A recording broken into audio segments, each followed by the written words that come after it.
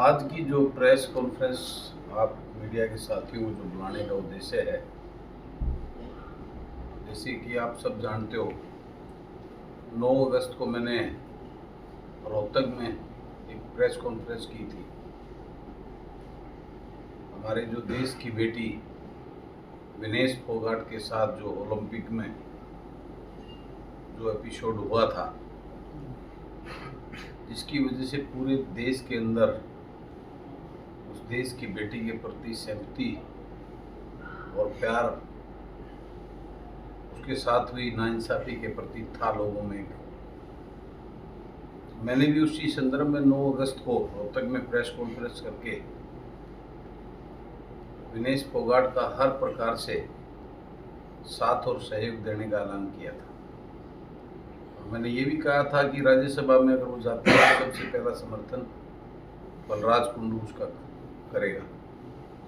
और आगे अगर चुनाव लड़ती है तो उसमें भी मैं उसका समर्थन करूँगा। उसमें अब मैंने तो जुलाना से अपनी धर्मपत्नी को चुनाव लड़ाने का ऐलान कर दिया था, उनकी टिकट की घोषणा कर दी थी। लेकिन अब बाद में कांग्रेस की टिकट विनेश फोगाट को देने के बावजूद मेरा मन अपनी उस कमिटमेंट पर खरा था, और मेरा मन बन चुका था कि हम विनेश फोगाट के सामने चुनाव न लड़के उसको सपोर्ट और समर्थन करें। और उसी संदर्भ में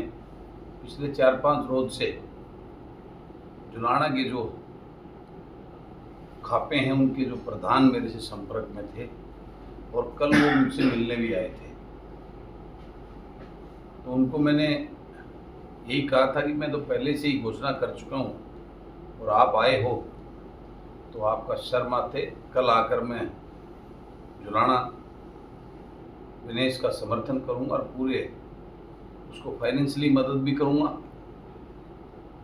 और पूरी तरह से अपना ऑफिस, गाड़ी घोड़ा, जो भी मेरा तंत्र वहाँ है वो पूरी तरह से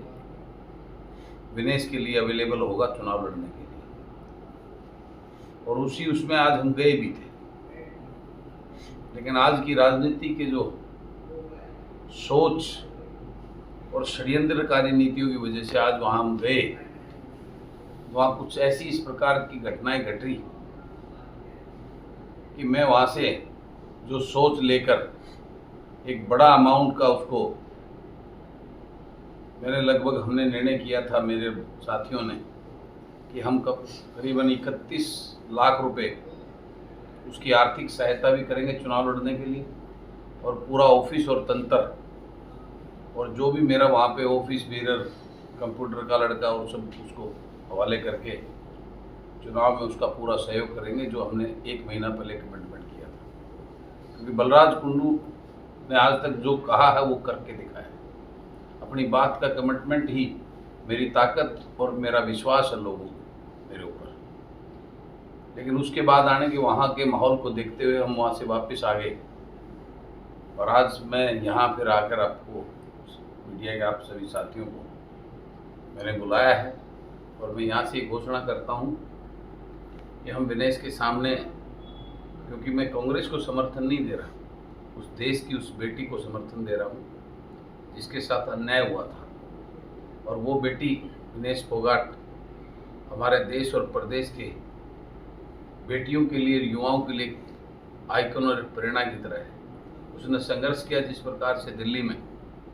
वो किसी से देश और वो पूरे विश्व में उसकी एक पहचान और छाप है। तो मैं अपने कमिटमेंट पे जो मैंने बोला था 1 महीना पहले 9 अगस्त को, उस पर खरा उतरते हुए मैं आप सब साथियों के सामने घोषणा करता हूं कि विनेश के सामने मैं अपनी धर्मपत्नी को चुनाव ना लड़ाकर, मैं उसके लिए भगवान से प्रार्थना करता हूं, और अपने सभी साथी समर्थक जो भी मेरे जुलाना में टीम है, वो पूरी टीम विनेश को वोट देने का काम करेगी।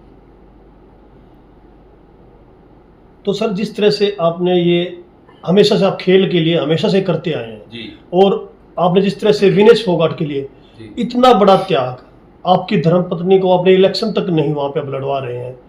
तो वही स्पिरिट आपकी जो 24 के अंदर जिस तरह से आपको जाना जाता है स्पोर्ट्स के किसी भी फील्ड का कोई भी हो खिलाड़ी, आप हमेशा उनकी मदद करिए, हमेशा तैयार रहते हैं। जी। क्या इतना बड़ा त्याग, थोड़ा सा भी आपने सोचा नहीं इसके बारे में? देखिए, मैं राजनीति राजभोग करने के लिए नहीं कर रहा। मैं राजनीति को सेवा भाव के, और मेरा तो उद्देश्य यही है कि राजनीति में जब तक अच्छे युवा, पढ़े लिखे, ऊर्जावान